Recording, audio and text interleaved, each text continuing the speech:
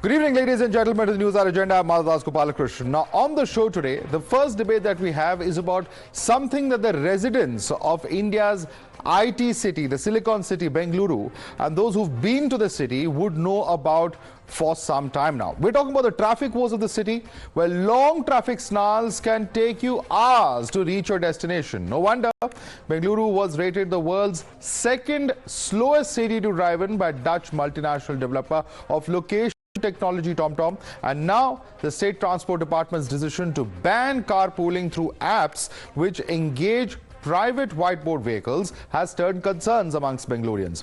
The move has come after taxi driver associations complained to Chief Minister Siddaramaiah, flagging their depleting income due to such carpooling apps. But the decision has left people who relied on the economical mode of travel concerned. There are also worries that the decision will result in more vehicles hitting the roads in a city which is known for its traffic woes. I think the recent ban is the most ridiculous thing that the state could have done. I think the Chief Minister, we are going to take it up, BPAC is going to take it up very strongly with the Chief Minister, the Transport Minister and DCM. The more people allowed to carpool, the lesser vehicles on the road, right? Pollution or maybe even managing traffic. And then people also get to have this social circle within the carpool, right? You might be from different companies, you discuss ideas, thoughts, some things come out of that. So I feel it's better to allow carpool. Till such time as the transportation infrastructure is seamless and helps lakhs of people who are commuting, we need to have alternate solutions. The drops will make an ocean, and the carpooling is a significant drop. Well, activists and prominent voices have called for a reform in the Karnataka Motor Vehicle Act, saying that they are outdated to meet present needs. The recent decision by the Transport Department to stop carpooling is a retrograde step. We appeal to the Chief Minister and to the Deputy Chief Minister to stop this charge against carpooling and allow carpooling to go on. We suffer in the city of Bangalore because of the Transport Department has done nothing. What have they done to make sure that the autos follow the meter and ensure that they put citizen interest first?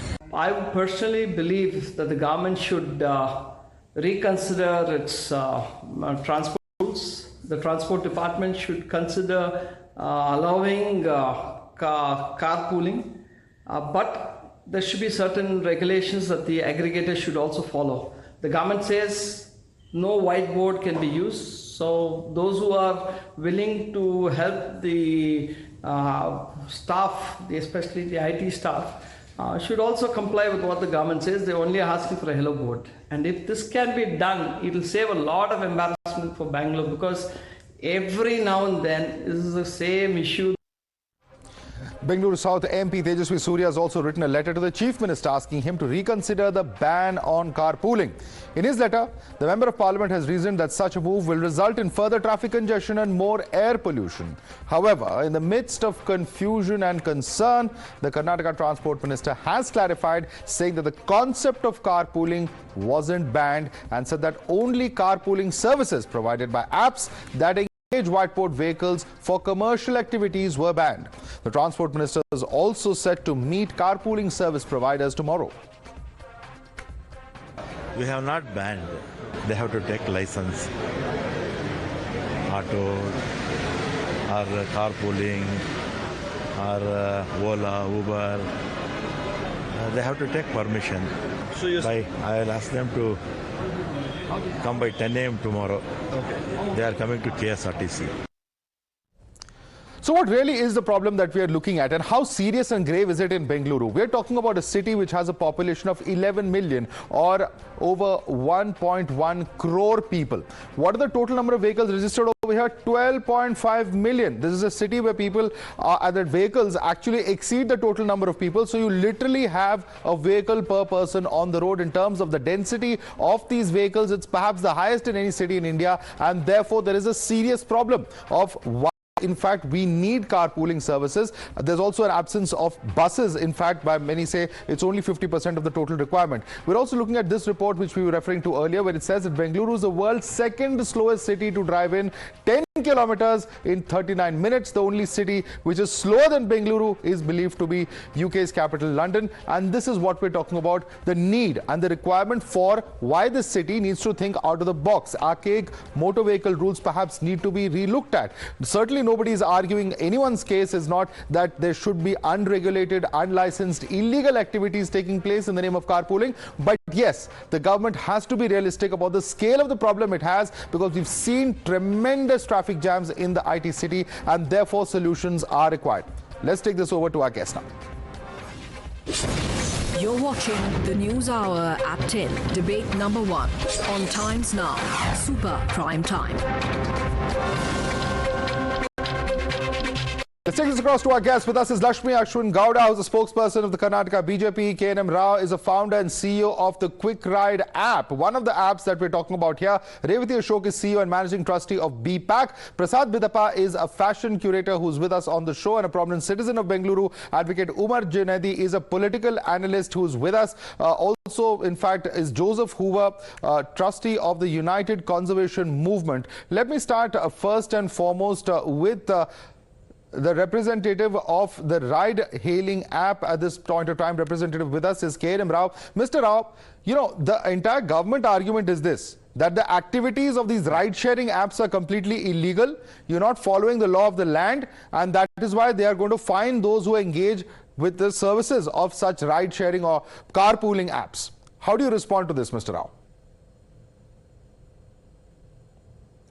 It is completely wrong. Actually, they need to understand how the carpooling happens and how it is different from the taxi actually. In case of the carpooling, car owner is already traveling on his route to go maybe from home to office or office to home, and he would like to help other people by sharing the empty seats. And there we provide an app where in the real time they can get to see each other, and who are typically who are working in the same company, and we verify that who is working in which company through the official email IDs, and then we enable them to share the vehicle, and we rather than traveling in the separate vehicles or separate rides, and we enable them to share the vehicle and share the ride cost, and we make sure that it doesn't it doesn't become a commercial activity. So the difference. How do you ensure it's not a commercial activity? Can you explain that? How do you ensure it's not a commercial activity? Exactly. Exactly. So one is to make sure that it is not a commercial activity. First, let us understand what is commercial activity. Commercial activity is where the profit is involved, and I am coming to do service for someone else.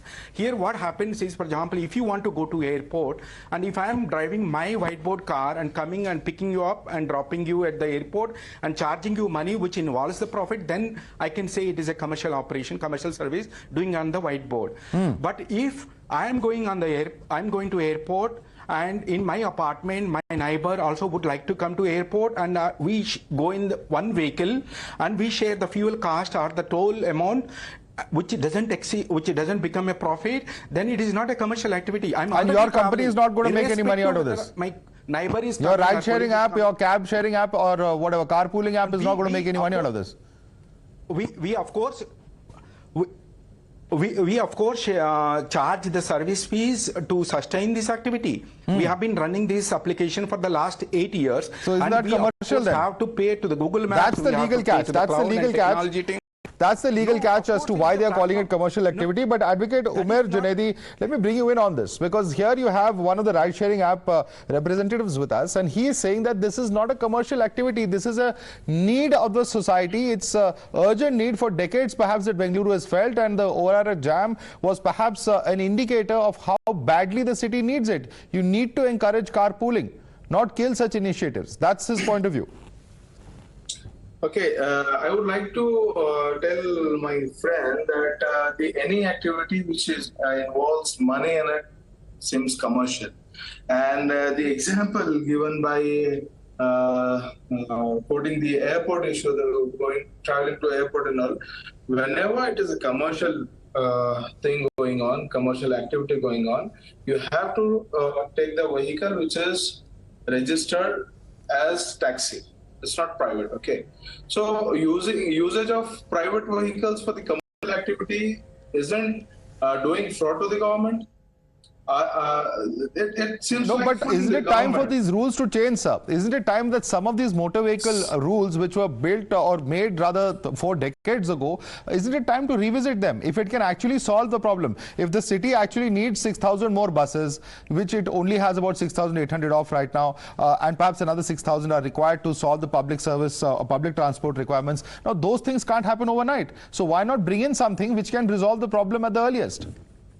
So good things take time. The previous BJP government, what all happened during the BJP tenure, and now the Congress party is trying hard to make the Karnataka a better state once again. 2013 to 2018 was a period wherein Congress government tried bit and But corner. sir, how does pandering to taxi unions, make it an effort at making the state a better place? I don't understand that. But since you've asked a question of the BJP, let me take this across to Lakshmi Ashwin Gowda. Lakshmi Ashwin Gowda, if these concerns were there, they were there 5 years ago as well. When you were in power for 5 years, why didn't you resolve these issues? That's a question coming in from one of our panelists. First, I would like to tell the fact that the present ruling dispensation, the Congress government, neither has a foresight nor has a political prowess to solve the pressing needs of the hour, rather than being a power mongering just to capture the power in the upcoming Lok Sabha elections, and being adamant in that direction and being callous to the people needs. When the number of vehicles on road is exceeding 1.1 crores, rather than increasing the road density and to come out with the innovative solutions, they have come out with a initiative on banning carpooling itself. In this direction, this seems to be highly myopic. When the carpooling requires, because of the carpooling, it reduces the power consumption, fuel consumption, and traffic congestion. The Karnataka Motor Vehicles Act needs to be updated. It is already outdated. It is obsolete. It doesn't cater to the needs of the present needs of the hour. Okay. It needs to be revisited. Needs to be revisited. Needs to be changed. So why didn't it happen during your regime, ma'am? Because this government has just come to power a few months ago, maybe 4 months ago. Why didn't it happen for the 5 years when you were in power? I think that's a very pertinent question. When we were there, we have increased the road density of the Bengaluru and Karnataka state, which is the highest in the entire nation, to address the traffic issues.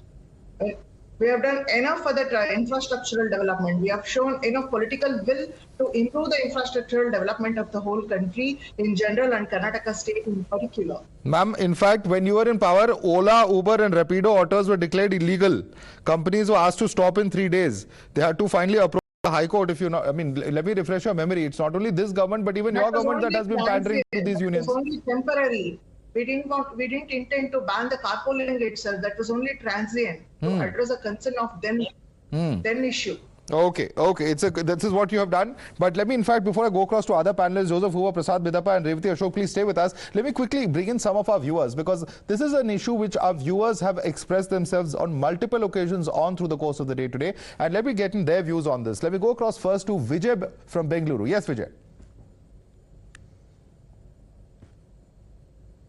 Vijay, can you hear me? Well, I think we've lost that line. Satish is now with us from Bengaluru. Yes, Satish. Yeah, good evening, Madhav, and good evening to all my panelists on the line. So let me make it clear, very clearly. I am not bringing politics into this issue. As a citizen, as a person who is commuting, can you hear me? Yeah, go ahead. Yeah. So as a person who is driving on my own, where I go, whom I pick up, what app I use is my personal business. It is not against the law. All these people criticizing each other, that is just nothing but playing the game of politics. BJP did nothing. Now Congress government is doing nothing. I am involved in the traffic line and I cannot tell you due to confidentiality reasons what I do on the road. Be simple, practical minded. If 5 people are going to the airport, does it make sense to take 5 cars, 5 taxis? If I know my neighbors are going to office around me, I live in Indiranagar, if I'm going to Whitefield, and mother, one correction, 10 kilometers, 29 minutes. I don't know where that number came from. Please come with me. I will take you as my fellow passenger safely from Indiranagar to Whitefield. Exactly 10.1 kilometers. Peak time in the morning or evening, 90 minutes.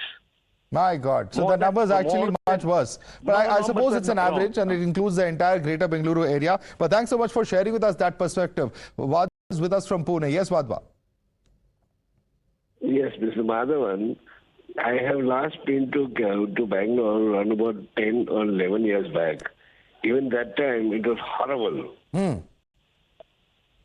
But I don't really understand why. I read somewhere that the metro is just about half of 1 kilometer from the airport.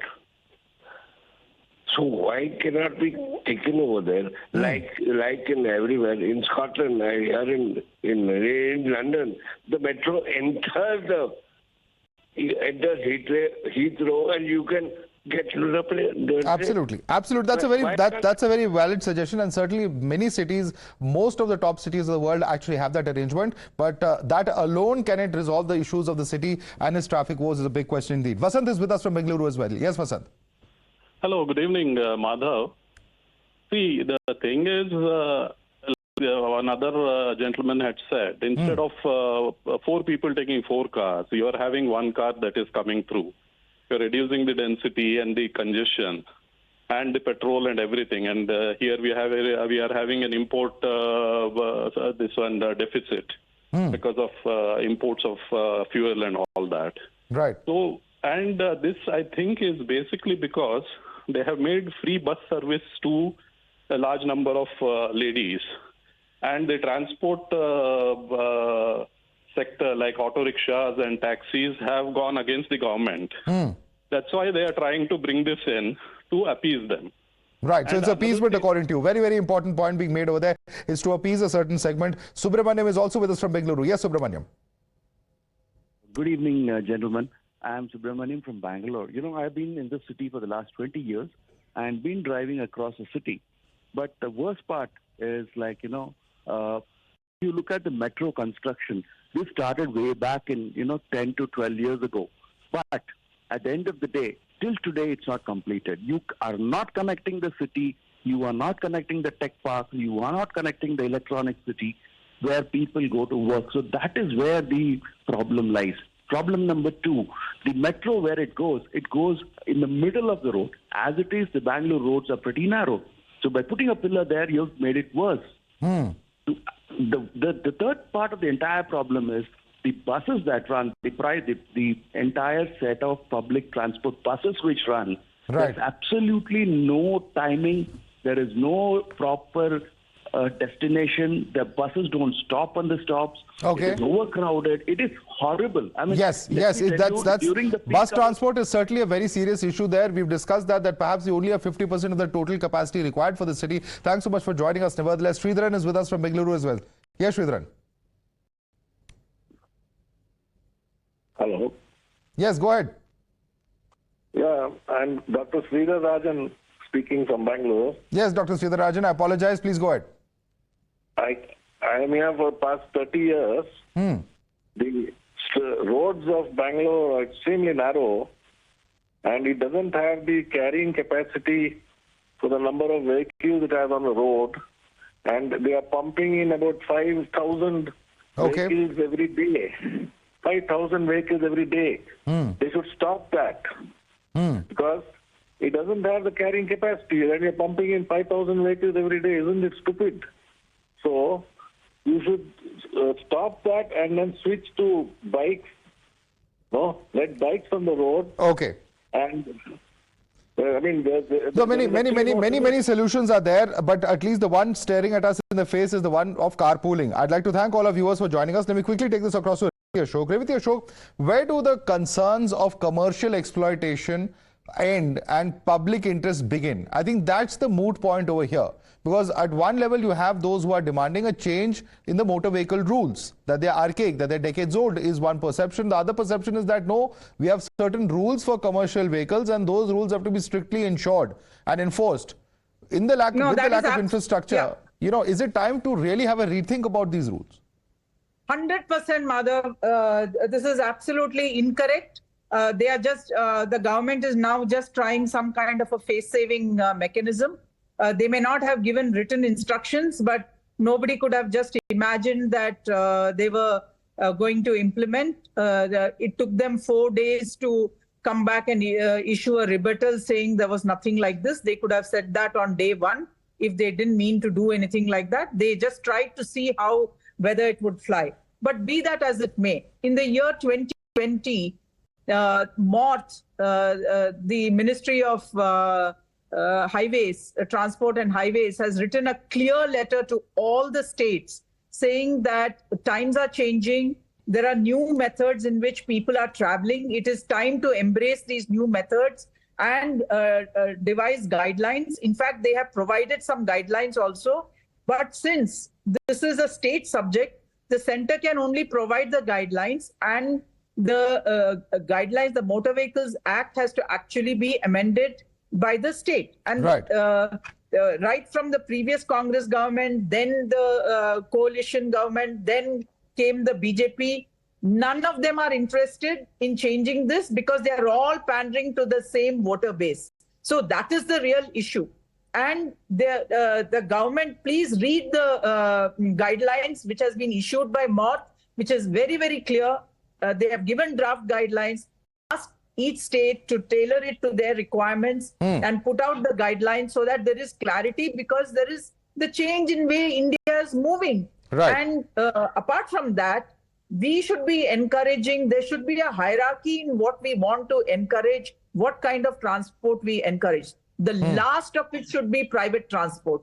The first is public transport, then moves to shared transport, carpooling. All of these. Carpooling is something somebody has already invested, and you're only sharing the cost. Yes, so let me bring in some of our other panelists on this. Prasad Bidapa, these are something that you're not hearing for the first time. It happens across the world, but perhaps only in India when it comes out in an organized way through the modem of an app. Then you have problems. People say that no, this is exploitation, this is wrong. That unions will protest and governments will then pander to them. At the end of the day, for the city that is seeing such horrible scenes as we're seeing on the screens right now with the OR dams and several other such incidents, it's something that requires some amount of radical thinking and some amount of enterprise on part of the governments as well.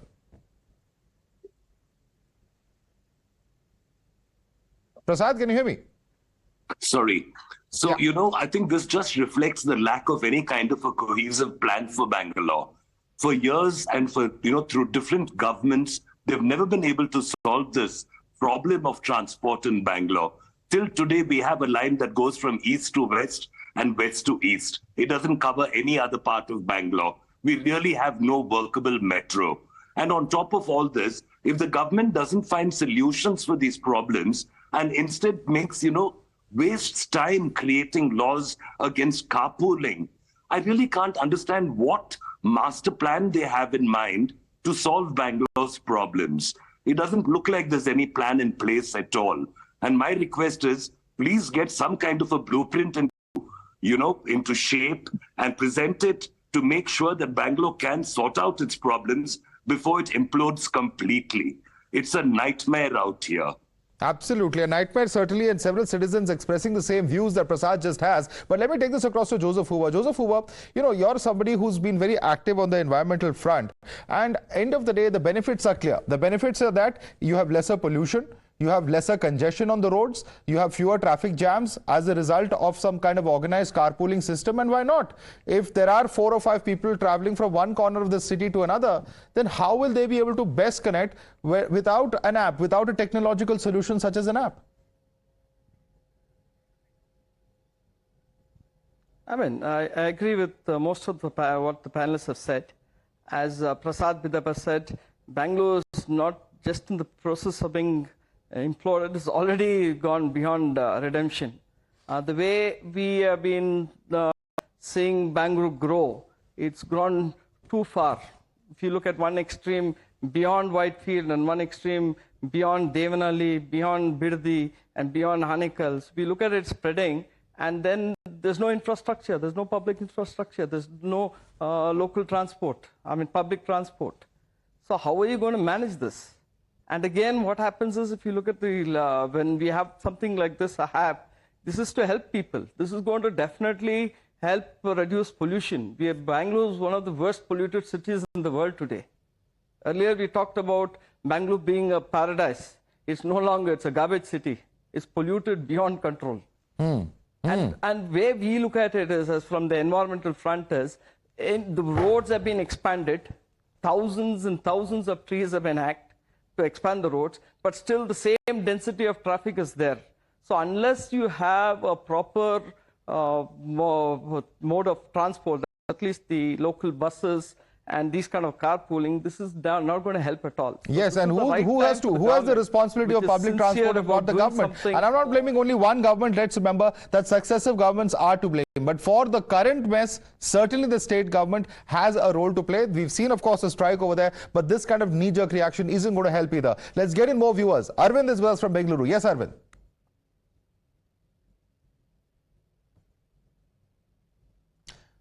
All right, I don't think we have Arvind with us. Anand, can you hear us? All right, I think we've lost that line with Anand as well. But Umer Junaidi, at the end of the day, one can say that this is a legacy issue of Bengaluru. One can say that this is not something that has happened today. But this current mess is, something that many are not able to wrap their head around. Many of the prominent citizens of Bengaluru are sitting with us here on the panel. They're saying that the government has completely got it wrong this time round. First of all, it is of the viewers said is the appeasement for the taxi driver because of their bonds and all. The first thing is this is not an appeasement for a taxi driver association or whatever it is. It is the equal rights given to the taxi drivers as well.